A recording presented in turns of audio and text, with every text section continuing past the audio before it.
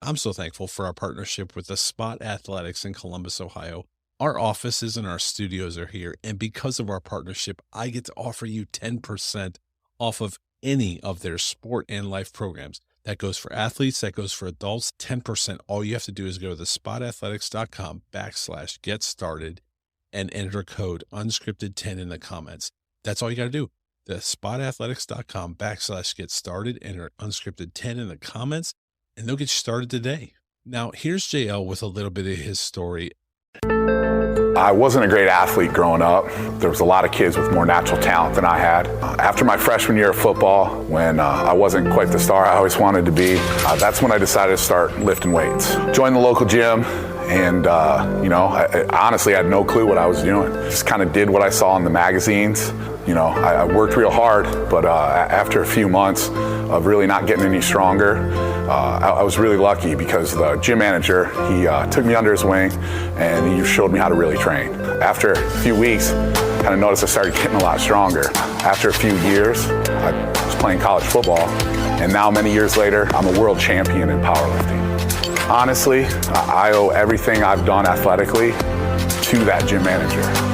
And I started the Spot Athletics because I wanted to make that kind of impact on people's lives. Hi, I'm J.O. Holdsworth, founder and head strength coach at the Spot Athletics. When I think about you, when I think about you, I can't thank you enough for your mercy and love. When I think about you. Welcome to the Unscripted podcast. We're Tori and Shauna, and you're listening to our song called When I Think About You. Available on Spotify, Apple Music, or wherever you enjoy your favorite songs. But for now, let's listen in to your host and our friend, Aaron Conrad. Jesus, you give me joy unspeakable, love unmovable, peace All right, everybody, welcome back to Unscripted from my studios at the Spot Athletics in Columbus, Ohio. I'm really excited. This has been on my calendar for months, and I'm so excited to talk to you and really unpack a lot of different things. But would you introduce yourself, and we will go from there? Absolutely. My name is Dr. Ella F. Washington. I'm an organizational psychologist whose career has focused on making workplaces better for every single person. Specifically, my work focuses on diversity, equity, and inclusion. So I have the pleasure of being a consultant working with hundreds of multinational organizations on their DEI strategy, as well as being a professor of practice at Georgetown's McDonough School of Business. Thanks for having me. Let's start with your story. Tell me your story. What led to you getting the education you've received and worked very hard for? And then we'll get to the book in a minute, because let's start at the beginning. Let's talk about you. Absolutely. So I'm originally from Durham, North Carolina. Durham is a wonderful city in the South. And, it had the joys and challenges of being a Southern city. There's the wonderful Southern hospitality culture, but there's also very real issues around race and identity and inclusion. And so I kind of always had these topics, at least surrounding me as a Black woman. For example, often I was the only Black person in my high school classes.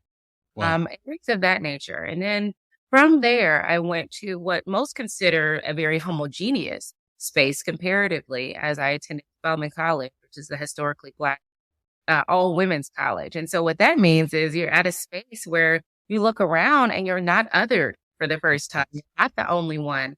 And what was so fascinating about that time, and I think what really led me to want to study and work in this space, is the understanding that even though we could look homogeneous on the outside, the value and the beauty of our diversity was so apparent once we didn't just focus on those outward characteristics, right? And so that for me was a lesson learned about just humanity in general. If we look past what is just visibly on the outside and start to appreciate our similarities and differences at a deeper level, that's where the beauty is, right? And that kind of curiosity about those human elements, what makes people, have in groups and out groups, what makes people want to be around people that are like them or not want to be around people that are like them, right? All of those facets led me to get a PhD in organizational behavior from Northwestern University. And, I think my core mission of the work that I do is to help everyone be in workplaces where they can thrive. And it sounds simple, but we spend more than 1/3 of our entire lives either at work or working in some capacity. And I often say, Western population like ours, we probably spend more than that because we're always connected, right? So our work is in our hands. Our work is on vacation with us. Our work is in the car when we're going somewhere, right? And so it's so much of our lives. And so shouldn't we spend 1/3 of our lives in enjoyment? Shouldn't we be in spaces that we all feel welcome, that we have the opportunity to be our best selves? And so for me, that is at the core of the work that I do. Are you a North Carolina or Duke fan? So there's no choice there. I'm Uh-oh. 100% a Duke fan. Mm. All right. I'm sorry. We're having a bad connection. I'm going to have to Right. disconnect right now. Oh, Right. It went left quickly. I'm a Tar Heel fan. Okay. Has nothing to do with our interview. I just was It curious. doesn't. As soon It as you said doesn't. Durham, it does. It Very doesn't. important. Very It's important. okay. It's okay. It's all love. It is all love, but I'm a North Carolina fan. Anyway, but that I do love that part of the country, and I love being down there, and I respect it. Okay, so you left Durham. Why did you not go to Duke? You went to Northwestern, which is very similar to Duke. It's just up in Chicago, right? I mean, aren't they very similar? And what led you to go to Northwestern? Quite frankly, and even in talking about UNC, Duke is an amazing school, and UNC at the time was, one of the public universities in the country. So I'm sure that it still is. But they were both 10 minutes from my house in either direction. Yeah, So right. I valued the opportunity, and quite frankly, my parents wanted me to explore life a little bit. I don't know that I would have gotten the same experiences and exposure just to life outside of my little radius of North Carolina. So both fantastic schools and would have gotten a great education. But what Spelman did for me, and when I visited, I remember they said something that stuck with me to this day. They said, you can get a great education from many places, Right. but here we are trying to educate the whole person. And, I felt that. I felt that in the way they pushed us to be women who change the world and think about our communities. I felt that in the sisterhood and community bonds we formed internally within the school. I felt that in every aspect. And so for me, it was the best place because I wanted somewhere that I could grow as a full person, as a full being, as a full woman. And as a psychology undergrad major, I knew that grad school was probably in my future. So, as I did, I had the opportunity to go to a larger university at Northwestern, or I could have went to, other universities at that. My son, who's our oldest, went an hour away. My second child went 3 hours away, and my third child's going 8 hours away. So Wow. I don't know if it's something as a parent that we're pushing them further away as they. I don't know. Well, I just remember, my freshman year, for example, I met a lot of people because I had to find somewhere to do my laundry. I had to do it off campus. We have laundry facilities, but they're never great in the dorms, right? And so I remember being able to connect with upper class women. And they said, oh, you can come over to your laundry and just, making those connections. And I always thought, if I was back at home, I would have just got home to do my laundry because it was 10 minutes down the road. Even if I didn't have a car, my mom would have picked me up. So, right. I think, kind of spreading your wings depending on your needs as a child is. We got on today to talk about your book and the workplace in general. And I think you and I had 2 seconds before we started recording. I left the workplace to start my own business. And so I'm very fascinated because I've been in a lot of cultures. I spent 15 years in a Fortune 500 company. I've had various jobs in my life. I've seen a lot of different cultures. I'll just say that. And through that, I know now as I'm building my business with my team, how I'm building my culture because of the experience I've had. So I'm so interested to talk about your book, The Necessary Journey. Let's just start at the very beginning. What led you to write the book? So in 2020, as you can imagine, with all the things that were happening around COVID-19 and the racial reckoning of 2020 after the murder of George Floyd, companies were really trying to figure out, what can we actually do to make real progress, right? And the phrase, it's a journey, was something I've heard my whole career. DEI is a journey. It's a journey. We're all on a journey. We're all on, right? But what I found that was fascinating to me is that at that time, many companies were asking me, wait, where are we on the journey? How do we know if we're making progress? And once I heard that 10, 20, 30 times, especially in that small amount of period, I was like, man, there's something missing. There's a lot of resources out there, but there seems to be something missing given that I keep getting this question of where are we on the journey and how do we know if we're making progress? And those are the two core pivotal questions that led to the research and culmination of the book. And specifically, what I noticed is that when people were asking where they were on the journey, yes, they wanted a framework, but there are a lot of frameworks out there, right? And so I'm not purporting that mine is the only one. It's one of many great resources. But the perspective that I brought in writing my book was a narrative perspective. I wanted to tell the stories. I wanted to bring to life what the journey actually was all about. I think I wanted to demystify what DEI is all about, because a lot of people, when I say DEI, diversity, equity, and inclusion, they automatically think, okay, it's that big moment when George Floyd was murdered and we had these tough conversations. Or it's a big moment when there were incidents of Asian, American, and Pacific Islander hate and discrimination. It's a big moment where someone feels like someone committed a aggression towards them at work, right? And yes, diversity and inclusion are those big moments where you got to step in and have those tough conversations and address those elephants in the room. But DEI is also about the everyday experience of employees in the workplace. Mhm. It's about, how you feel when you're with your team members. It's about if you feel like anyone would miss you if you left, Right. It's about whether you feel valued, that you're adding value to what the team is doing, to what the organization is doing. It's about if you feel respected every single day. It's about if you would, recommend that place as a place to work for someone in your life. And so all of those things are what DEI is all about. And so I wanted to demystify it. I wanted to take it from this bubble off in the corner that for some people can be this scary thing and make it accessible to everyone. And so that is why I chose the approach of a narrative storytelling approach. There's a lot to unpack there. So I grew up in Cleveland. Our high school was 50-50 in terms of diversity. I think it was about 50-50 is what they say. I think it was different, but at the same time. So I grew up, and I have had a guest on multiple times, Darren Carter, good friend of mine. And what he's told me is, yeah, we grew up in the same town, but we didn't grow up the same way.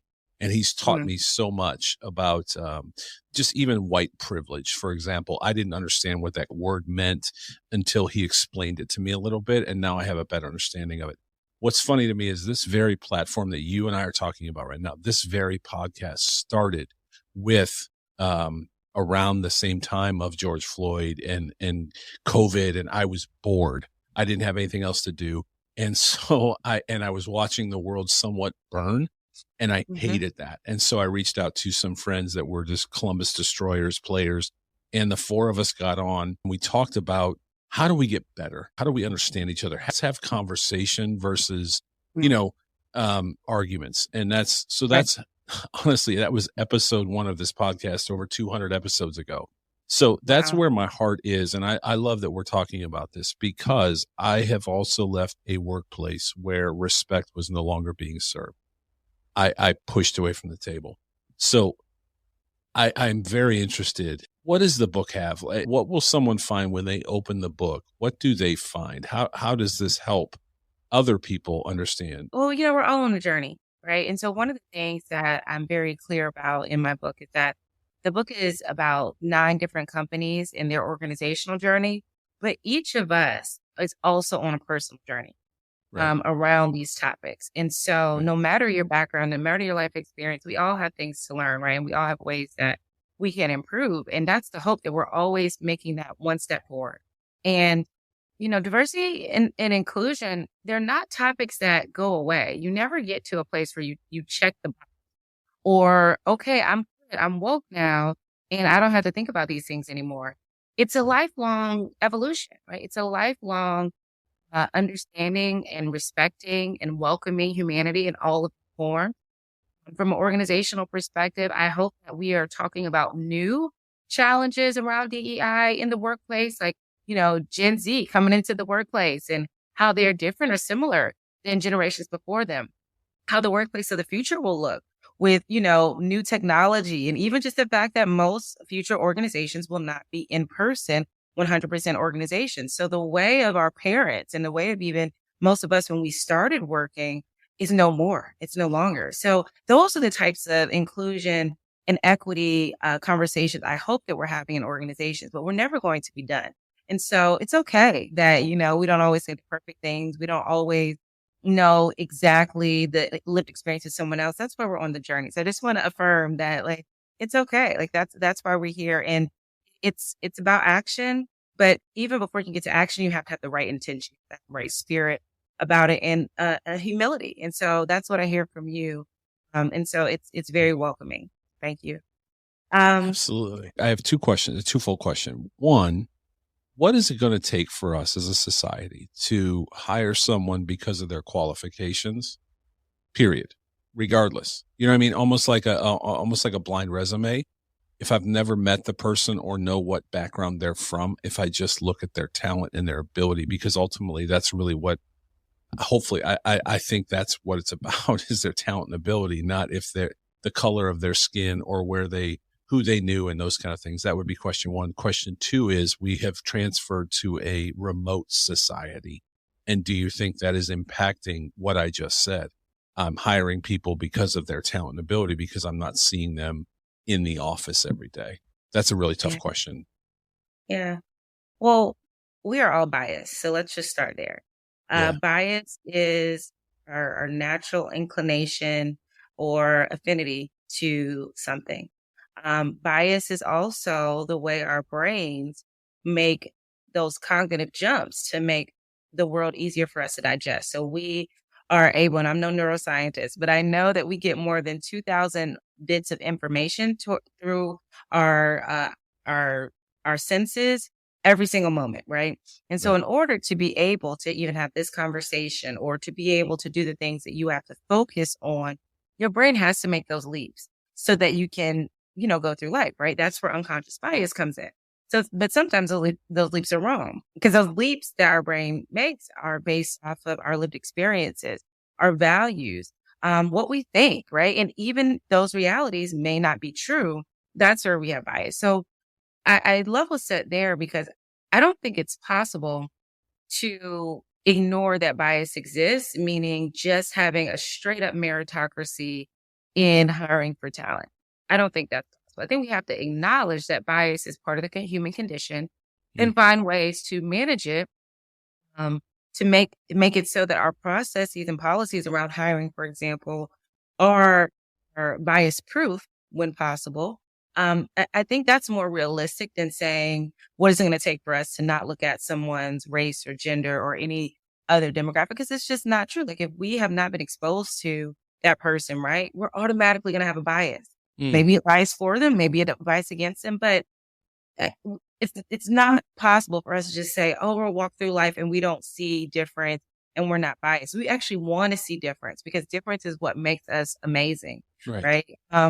So what I do think organizations can move towards is having very clear understandings of what talent looks like, what a successful candidate looks like. And what I mean by that is that for many of our organizations, even what we're looking for in hiring is not directly connected to the actual things that we'll be doing on the job. So for example, when you hear people say culture fit, right? That is a catch-all for whatever I want it to be. So yes, we want people that will be culture adds, add to our culture that have alignment on values. But if we're saying culture fit, what does that have to do with being able to do the job, right? That's just one example. And many times, even the questions asked during an interview process are not connected to proven metrics of success in the job. Right. Even qualifications, right? Many jobs say you need a 4-year college degree. Great. But when is the last time you've looked to see if the people in the job actually are using mechanisms from their actual degree? Or could this job be open to someone with an associate's degree? Could this job be open to someone without a higher education degree but maybe they have a certificate or maybe they learned on the job.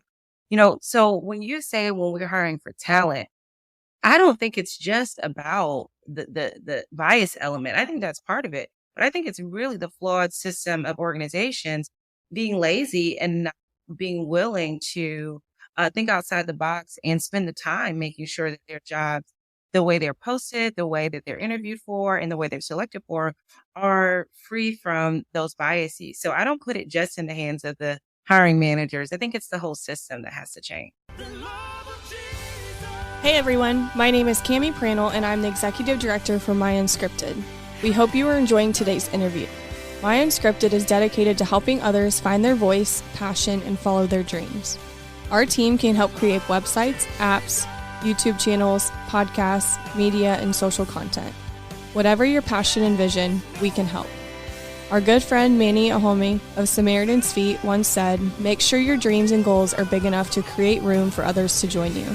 We've created room for you to join us too. Find out more at Unscripted.com. Now let's join Aaron for the second half of today's interview. Do you think that the remote working, because of COVID and so many people being remote, does that have any effect on what we just talked about?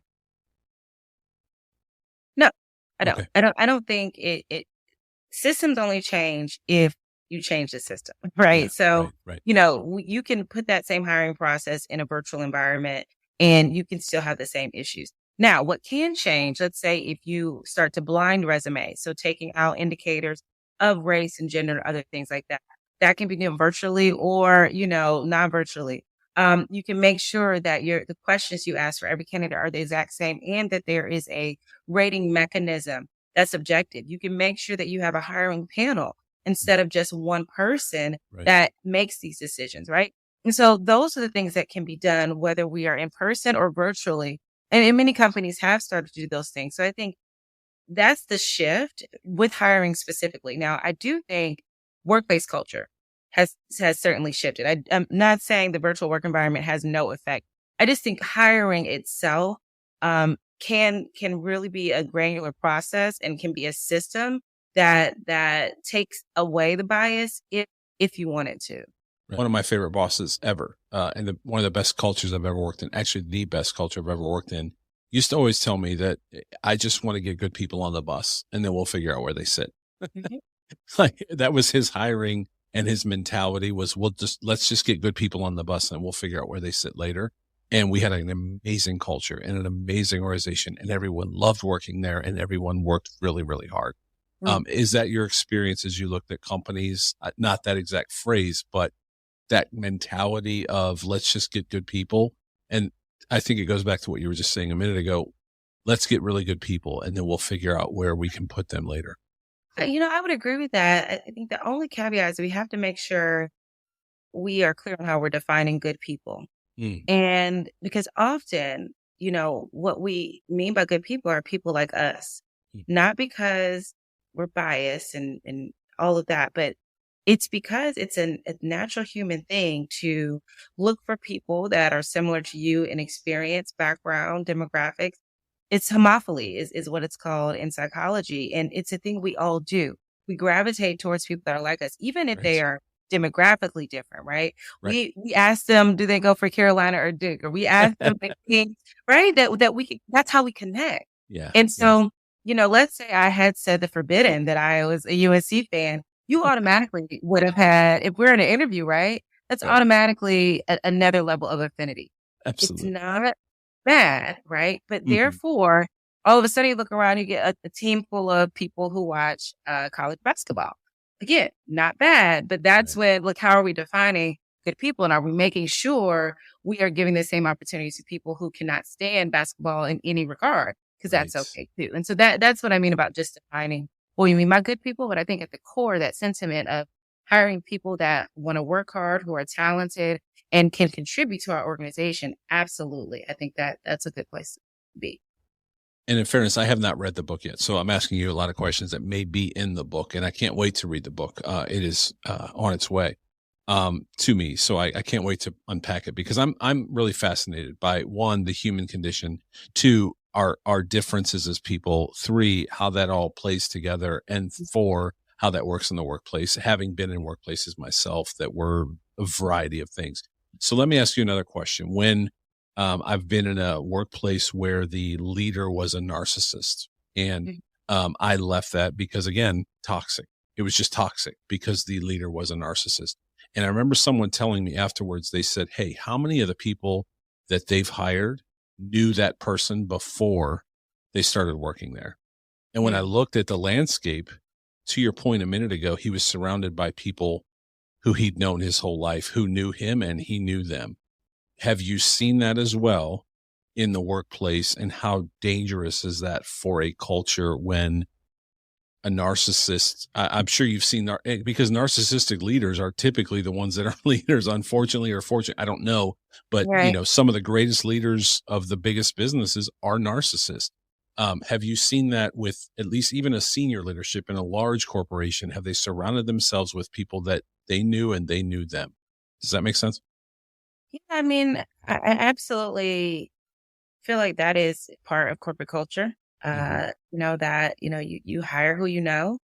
Um, and I think even beyond that, many leaders surround themselves with yes people, meaning they surround themselves with people that will agree with them. Again, that's also part of the human condition. We tend to ask people for their opinions when we know they're going to agree with us, right?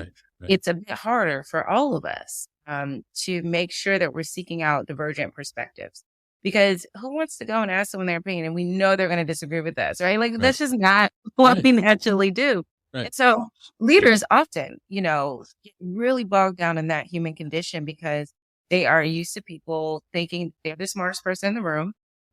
They're used to having to act like they're the smartest person in the room. And therefore, there's not always a welcome space for divergent opinion. And so that's one of the main things I think leaders can do to make themselves more self-aware, but also to make sure they're creating cultures where everyone's not agreeing. Everyone is actually encouraged to disagree in respectful ways so that we can get the best ideas and get the best out of our team. And that's exactly, I had a meeting this morning with one of our team members, and that's exactly what I told him is I need you to disagree with me. Like, I need you to embrace the role that I have given you. And that may include you not agreeing with me, because honestly, I don't know. That's why I hired you. That's why you're on our team. Is I don't need people around me just patting me on the back and tell me how great I am. I need people telling me that that's not a good idea. Because left to my own devices, I'm going to screw this thing up. I know that about myself. So what was the biggest surprise as you were researching for the book? How many companies did you say you researched? 9, was it? So, yeah, in the book, you will find 9 different stories of real life companies, all at different places on their DEI journey. Some of them have had really huge missteps, such as Denny's and Sodexo, who, I start those chapters talking about their discrimination lawsuit that were huge deals for them in the 1990s and early 2000s. And where have they come in the past 30 years, right? You have other companies like PwC that are large multinational companies that, many look to be leaders in this space, but yet they're still not perfect and they still have had their struggles. You have small companies like Iora Health or Uncle Nearest that are small, but still have to be intentional, even though they're places where that are surrounded and they foundationally have great mission. You get exposed to their journeys on how do we make sure this is the best place to not only work, no matter what your background is, but how do we make sure we're pulling out divergent opinions? That's what we were talking about. How do we make sure that we're connecting with the communities that we serve? Or how do we make sure we're pushing our industry, even going beyond our 4 walls? And so in the book, those 9 companies each have a very unique story. And I think that's representative of DEI more broadly. Like, there is no one size fits all approach. There is no one size fits all solution. There is no one size fits all journey. And that is the beauty of it. And I wanted leaders and individuals alike to be able to see themselves in at least some part of these companies' journeys and reflect on their own DEI journey in the process. What was the biggest surprise you found in your research from a company? You don't have to name the company if you don't want to, but what was the biggest, most shocking moment for you? The biggest surprise was kind of the companies didn't make it in the book. So there were many companies. I started with a lot of companies that I felt like were kind of at the top of their game. And what I wanted to do was like show how they got there, right? Because I'm like, oh man, this company is doing such great work. I want them to tell their story of how they got there so that other companies again could learn. And it was shocking to me how many companies said no, how many companies did not feel comfortable. And they would tell me straight up, we just don't feel like we're there yet on our journey. We are not sure how it will be received. We're worried about what people would think. And, that was interesting to me because these are some companies that are very public and you could Google them, right? This is kind of the opportunity for them to tell their story. So that's one of the unique aspects of my book. It's not just me writing from a researcher or even just an author's lens. Every single company I interviewed their CEO, their chief human resource officer, and some companies I even interviewed other people as well to get the perspective. So it's really important for like the company voice to be really front and center in this book. And so I think that was the most surprising thing that like, man, some of these companies are winning awards. Some of them, from my vantage point, are doing such great things. And they say they know the power of storytelling, the power of, leading and learning by example. But so many of them, like straight up told me, like, not that we don't believe in this project, we just are afraid. We don't know what people will say. We're afraid to be that honest. And that was a learning moment for me. So I've taken a lot of your time. I have a few more questions. Do you still have time? Yeah. Okay. How much do you think social media has affected culture and companies? Have you seen that in your research? The fact that somebody could send a tweet and say, my company is X, Y, or Z, good, bad, or otherwise?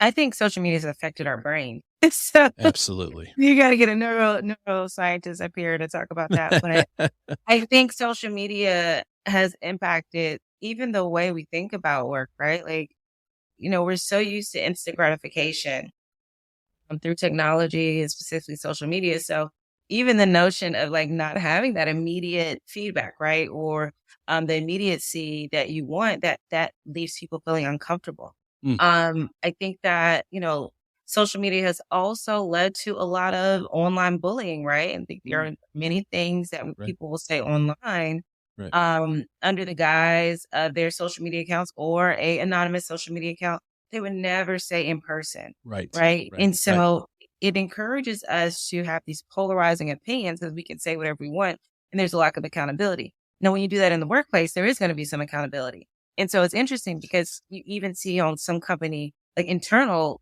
chat messaging system, people will start to have some of that same type of online behavior and they'll get called on it. Right. And it's like, yeah, this is not this is not Facebook or Twitter or Instagram or whatever you use. This is real life. It has consequences. We can see whose name this is. And so, yeah, I think it's had a huge impact. Workplaces are microcosms of the world, right? So whatever is happening in the world will be reflected in a microcosm of your particular workplace. So even though people say like, oh, well, this workplace, we have XYZ culture and, we don't deal with those issues that, you're talking about or that may be out in the world. I challenge that. Every workplace is a reflection of society, is a reflection of the world around them, is a reflection of their local community in some regards. And so, it's not just those people out there over there. It's like those are the same people that are in here, even if they're not, sharing their perspective. We have to think about it as those are the same people that are in this organization. So how do we make this a place for all? All right. I promise last question. And then I want to give out all the links and everything. You don't have to give the company name if you don't want to. What was the best company culture experience when you were researching? Which one was your favorite? Again, you don't have to mention the company, but which one was your favorite and why? So the company that was probably my favorite was the company who had the opportunity to build their DEI vision from the ground up. So, most companies have been around, especially larger companies. They are kind of circling back to what their DEI vision is. They're circling back to what they really want to stand for and who they want to be in the world, right? As far as DEI. For newer companies, they have a unique opportunity because newer companies that have been started in the last 5 years are able to learn from all the mistakes of the past and start off what I would hope is on the right foot. They still won't be perfect because no company is perfect.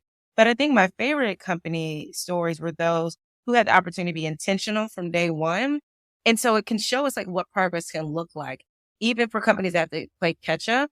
In this particular company, they really focused on diversity of thought. So they talked about demographic diversity and reflecting the United States is a U.S. based company. So reflecting the demographics of the United States in their employees.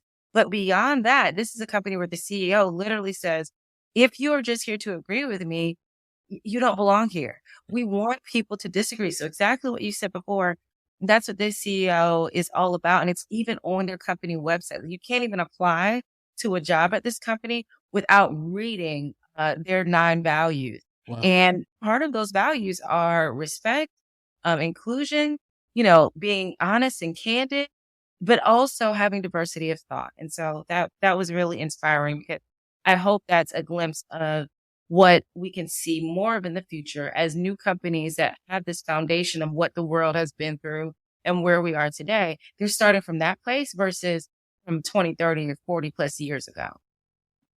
I love what you've done. And again, I haven't read it yet. Again, in complete disclosure, I have not read it yet, but I know I'm going to love this book, because we're in a world of quiet quitters. We're in a world of toxic workplaces. We're in a world of people coming back to work after they were home. There's just a lot happening in the workforce right now for companies, large and small, new and old. There's a lot happening. And I think this is a really interesting topic, and probably one, if you're listening to my voice and you're a leader or you work for a company, I think this is a really good topic for all of us to maybe take a pause. And again, a lot of us are reacclimating ourselves back into the workforce because we were home. We were remote. We were, whatever. The world was really, the other day, somebody said the snow globe was shaken up, and now the snow's starting to calm again, hopefully. And we're getting back to somewhat normal. It's a really good time for, I think, everyone to evaluate. So I love that you're hitting this right when it's hitting, because it's incredibly important for all the reasons that we've talked about. So when people want to find it, what's the best way to find the book? You can find The Necessary Journey, Making Real Progress on Equity and Inclusion on all major platforms. So your Amazons, your Targets, your Barnes and Nobles, your Audibles, your any platform that you can think of. The book is widely available, and excited for you to read it. You can also connect with me on LinkedIn. Ella F. Washington, super active on LinkedIn. I would love to connect with you and hear your journey and where your organization is. And you have a website as well. Yes. You can find my work at ellafwashington.com. Well, everything's available there. I was on there this morning. You have a blog. You have speaking opportunities. So that's everything I was going to say. If anyone's listened to this and they want you to come maybe meet with their company or meet with them, is that available? Can you do that? Will you do that? Absolutely. I'd love to. And that's what we do every single day. So I'd love to come to your organization. I'd love to hear where you all on your journey and how I can be helpful. Well, we're just around the corner from a new year. And I know I'm evaluating my business right now. We're looking at 2023. What are we going to do? We're vision casting. We were doing it this morning. I think it's important, and this is probably the best time ever for anyone listening that's a CEO or an employee, whatever position you hold within the company that you're in. This is a really good time to maybe look at and assess and reach out to you. And I think, see where that goes. I'm so thankful for your time. This has been on my calendar for months. I know it kept having to be rescheduled. So I've really been honored although you're a Duke fan. Well, diversity of thought, right? It's just, this is the right way of thinking, but it's all good. It's all good. Aaron, it's been a pleasure. Thank you so much for having me. Absolutely. Thank you so much. I hope you have a wonderful holidays. And thank you again. The last time, the website is ellafwashington.com. You can find the book at all major platforms, right? And thank you. Please give a follow on LinkedIn. Please reach out. Please get the book. And thank you so much. I hope you have wonderful holidays. Same to you.